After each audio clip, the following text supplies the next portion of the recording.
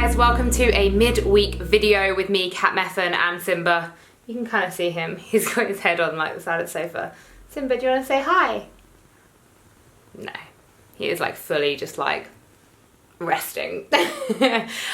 So today's video, I really wanted to chat to you guys about how to make your household more sustainable. And I'm very aware some of you will live with flatmates, some of you will live with family, in terms of like parents, others of you will kind of have a husband and children, or wife and children, partner children, whatever it is to think about. It's always hard when you're the one person campaigning for change in the household, but in time, when you kind of start to make those changes, then hopefully people around you will kind of take note of them and you kind of start to plant the seed. And the thing is that, you know, we can have a certain mindset ourselves, we can have done the research, we can have, you know, be aware of the environmental issues happening, but what we can't expect is for others to instantly get it. You know, people need their own time to get there. So when kind of introducing bits and pieces into the household, just tread carefully and accept that for a time you might just have to be the one person championing it and bringing it forwards, and then hopefully the people that you live with will start to recognize. So I just have a few tips on how to kind of bring things in and make it a little bit easier in, I guess, kind of like a non-overpowering way. So tip number one is to reuse things like packaging, envelopes and bottles and things like that. Now ideally you won't be using plastic water bottles because we have taps, we have filters, and we have reusable bottles these days. So that one hopefully you might already be on top of. But then things like, sorry, Simba's got something stuck in his throat, I think. You okay there, mate? Sorry. In terms of things like envelopes and packaging, my parents have been doing it for ages, and when I was young I used to get really embarrassed because I'd ask my mum for an envelope and it would be like one of those free post ones that the bank sends you, and it would already have kind of like a bit of an address on, and she's like, just scribble it out or put a sticker over it or tape a bit of paper over the top of it or just whatever, like black marker through it, and just put the address that you need on. And I think I was always like really ashamed and embarrassed, whereas now I'm like, Mum and Dad, you were so right. And my parents have been reusing kind of padded envelopes and packaging and stuff like that since I can remember, especially in the lead up to Christmas. You know, you might be ordering things online for people, taking them out of the box, and maybe just have a little space, maybe in your under the stairs cupboard or your kind of, you know, cupboard where you keep your cleaning things, just a little space where you can keep kind of like, you know, flat packed boxes and envelopes that you've reused and that you can keep reusing. So yeah, that's a really, really handy one to do. Number two is your household cleaning products. Now this one's a really big one, something that I have been working on massively for the last few months, and there are two brands that I use and two brands that I want to tell you about. One of them is eCover. One of them is Method. Now, eCover have refill stations around the UK. Then there's quite a few in London, so depending on where you live, I'm going to link to both of these brands below so you can check them out. And they're both B Corp companies. Now, by B Corp, they are under this umbrella whereby they are companies that are trying to do good for the environment. So any company that you see that has a B Corp report, you can click on the report and you can see exactly what it is that that company is trying to do to help with the environment, and both of these have that, which is awesome. Now eCover, they're washing up liquid, they have you know, antibacterial sprays and things like that. Their washing up liquid bottle is now 100% recycled plastic, and they are working with their 50% recycled caps. By 2020, their plan is to be fully recyclable, which is awesome. And then Method are 100% recycled plastic. So they're kind of just that little step ahead, and they have things like washing detergents and all sorts of cleaning products. So really, really worth checking those brands out and using the refill stations.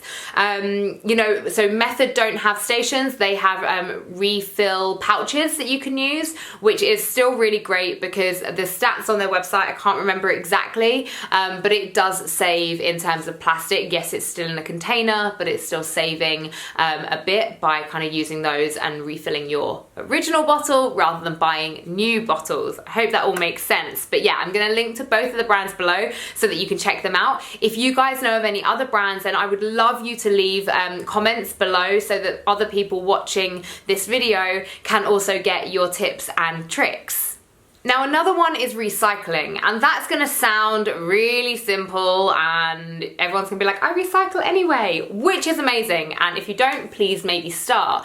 But the thing I wanna touch upon is that a lot of the time the things that we recycle aren't actually recyclable in the state that they're in. So if it's a food container, if there's still food in it, it won't get recycled. And this is just unfortunately how it is, because in terms of like a mass industry, they can't sift through and clean every single container that we give them. So it's our job to just rinse them out and let them dry. I don't know if it's 100% true. Maybe somebody that knows can comment below, but I did read that if there's moisture as well in the packaging, then that also won't get recycled, but I don't know if that's true. So all I would say is with your food containers, with your plastic food containers, please just rinse them out, leave them on the draining board overnight just to dry, and then pop them in the recycling, and obviously then just do your recycling every month, which makes total sense. Another one is rainwater storage. So this is just a case of having a container outside. You can buy ones, I think from like Homebase and places like that, where it will collect the rainwater, and you can then use said rainwater for kind of watering your plants and things like that. Especially around kind of springtime is really good, because you know the gardens are thriving, there's a bit of rain coming down, and rather than just getting a hose out and using copious amounts of water, we can actually reuse the rainwater that is going to come down and will nourish the ground anyway. So yeah, I would definitely recommend things like that. My next two kind of like feed into each other. So firstly, if you're somebody that grows fruit and veg at home, share it with the neighbors. Maybe you've grown so much that you can't consume it all yourself, so definitely share it. And then the other one again is kind of food waste around neighbors. Now, there are initiatives that happen locally with charities for homeless people. So if you can spare your food waste, and that doesn't necessarily mean out of date food, but just things like if you're going on holiday and you just need to clear the fridge and stuff like that, you can donate your leftover food to a local charity and it will hopefully find its way to the homeless. Or you could obviously share it with your neighbour. A lot of the time we used to always clear out our fridge and then we'd take it to my mum and dad's and they would get through it, and vice versa. Now we're trying to find actually a local charity up here to be able to do that with. So there are initiatives to look into, because all of these little bits of food, as much as we might think that it's just, you know, an onion or it's just, you know, a tin of something, that, you know, they go a long way for people. So it's super nice and important to really be making sure that we're sharing that. And then my final one is light bulbs and just lighting in general. Like when you leave the house, like turn your lights off, use the energy efficient light bulbs. I know that some of them kind of have that horrible yellowy color and they take a while to kind of light up, but we have them here in the house, and in the grand scheme of things, it's really not the end of the world. Like when I turn on like the dining room light, nothing really happens.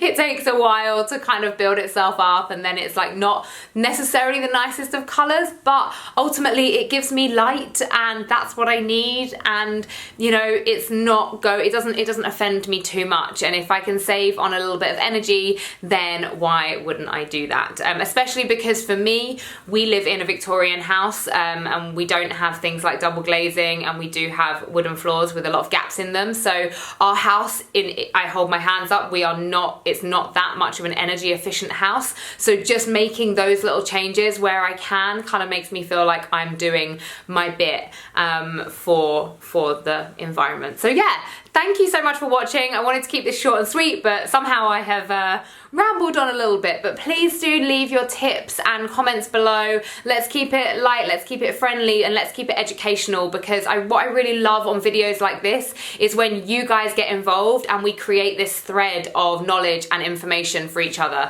which is so awesome. So yeah, thank you so much for watching, and I will see you again very soon. Bye bye.